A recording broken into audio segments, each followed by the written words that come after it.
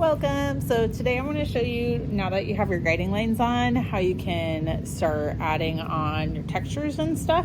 So I have my cup on a banding wheel right now. That helps me, like, I'm basically making this texture, okay? But I'm going to make it on my tumbler, and you can see if I'm not using something, keep it wrapped up in plastic, because the more this hits the air, the drier it gets, and then that can make this a little bit more difficult. So you want to keep it as moist as possible for as long as possible.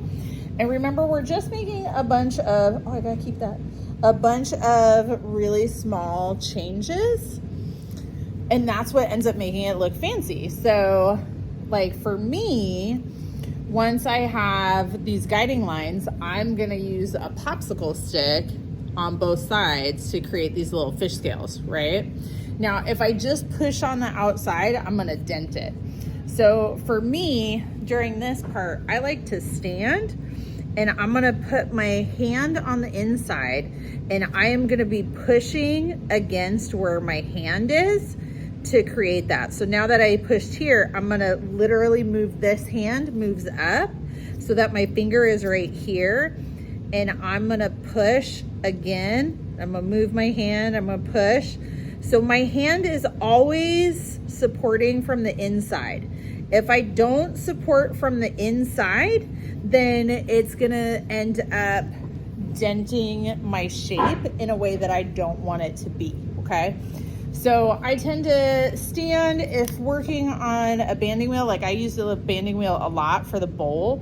If standing isn't working for you, or the banding wheel is too tall, try using a little piece of paper on the table, so that way you can rotate it easy but still have your access with your hand in there fairly easily. So once you have your basic on there, then you want to add on where your negative space is going to go. That was the thing that got stuck to me.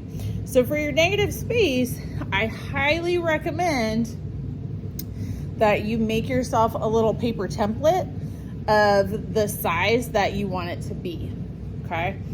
And you're gonna take that little paper template. Now, I got mine wet because it makes it stick easier, okay? And I used my guiding lines from before to figure out how tall I wanted it. And since I wet it just a little bit, it wants to stick. Now, I'm not gonna keep this line, so I'm just really lightly using my needle tool to trace around this. And like I said, I would still add on my like fish scales and stuff and make sure it's in the right spot and all that. But so I'm just gonna lightly trace it, and then I'm gonna use my needle tool to kind of pick it off and pull this little piece of paper off. And it's just a little piece of scrap paper. You might want to make like 2 of them just in case one of them breaks, okay? So now I have my little spot marked, and you can see on this one, I added on like the border that is gonna be for the top. So it looks like this one.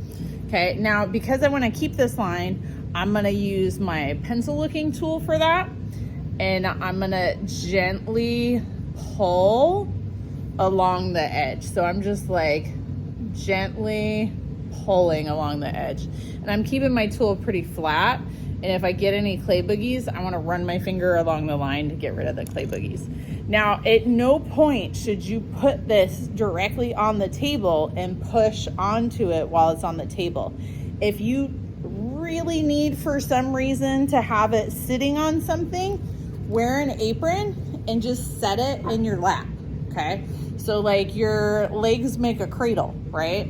So if you need to set it down, because you're trying to adjust like where your little template is or something, set it on your legs with an apron on, set your paper, and then pick it back up again to do any of the pushing on it. If you've got to carve, if you've got to push, have it in your hand or have it sitting on the table or the banding wheel, okay? Now, the banding wheel I think is great for when I was doing this bumpy texture, because for that one, I'm using the back end of my paintbrush. So I still want to support from the inside, but this kind of raised it up a little bit so I wasn't like super hunched over, right?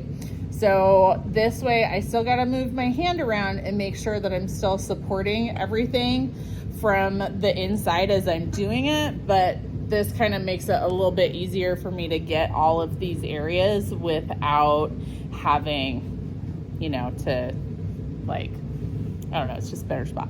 So anyway, be creative, have fun, make it amazing, you know, make it fabulous. All right, thanks everybody.